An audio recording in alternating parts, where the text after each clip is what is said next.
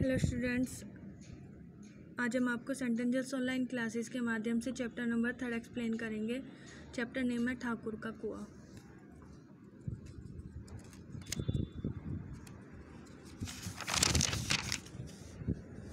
हम आपको इस चैप्टर को बदनसीब नहीं भर सकते तक एक्सप्लेन कर चुके थे। आज हम आपको बताएंगे गंगी का विद्रोही दिल रिवाजी पाबंदियों और मजबूरियों पर चोटें करने लगा। रिवाजी अर्थात जो रिवाज से बनी हो, पाबंदियाँ रोक। हम क्यों नीच हैं और ये लोग क्यों ऊंचे हैं? इसलिए कि ये लोग गले में तागा डाल लेते हैं। तागा अर्थात जनेऊ। यहाँ तो जितने हैं एक से एक छठे हैं। चोरी ये करें, जाल फरेब ये करें, झूठे मुकदमे ये करें। अभी इस ठाकुर ने उस दिन बेचारे गडरिये की एक भेड़ चुरा ली थी और बाद में मारकर खा गया। इन्हीं पंडित जी के घर में 12 मास जुआ होता है। यही साहू जी तो घी में तेल मिलाकर बेचते हैं। काम करवा लेते हैं, मजदूरी देते नानी मरती है। मजदूरी अर्थात मजदूरी, नानी मरती अर्थात जोर पड़ता है। किस बात में ये हमसे ऊंचे हैं? हम गली गली चिल्लाते नहीं कि हम ऊंचे हैं, हम ऊंचे हैं। कभी गांव में आ जाती हूँ तो रस भरी आँखों से देखने लगते हैं, जैसे सबकी छाती पर सांप लेटने लगता है। परंतु घमंड यह है कि हम ऊंचे हैं। कुएं पर किसी के आने की आहट हुई। गंगी की छाती धक धक करने लगी। कहीं देखने ले तो गजब हो जाए। एक पाँव भी तो नीचे न पड़े। उसका घड़ा और रस्सी उठा ली और झुककर चलती हुई एक वृक्ष के अंधेरे साए में जा खड़ी हुई।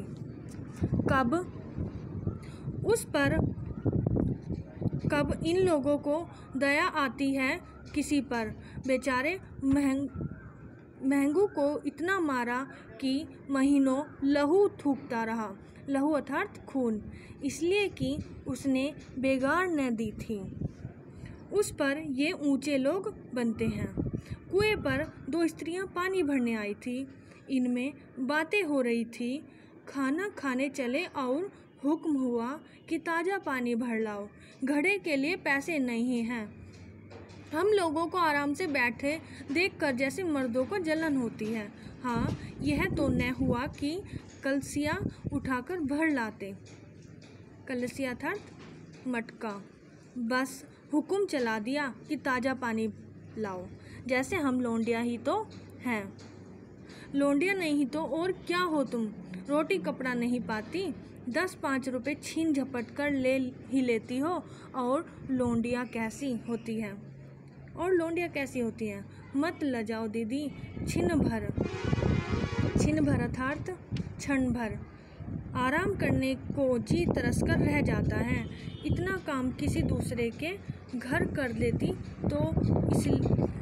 तो इससे कहीं आराम से रहती। ऊपर से वह एहसान मानता, यहाँ काम करते करते मर जाओ, पर किसी का मुंह सीधा नहीं होता। दोनों पानी भरकर चली गई। गंगी वृक्ष की छाया से निकली और कुएं की जगत के पास आई। बेफिक्र चले गए। ठाकुर भी दरवाज़ा बंद कर अंदर आंगन में सोने जा रहे थे। गंगी ने क्षणिक सुख की सांस ली। किसी तरह मैदान तो साफ हुआ। अमृत चुरा लाने के लिए जो राजकुमार किसी जमाने में गया था, वह भी शायद इतनी सावधानी के साथ और सोच समझ बूझ कर न गया होगा।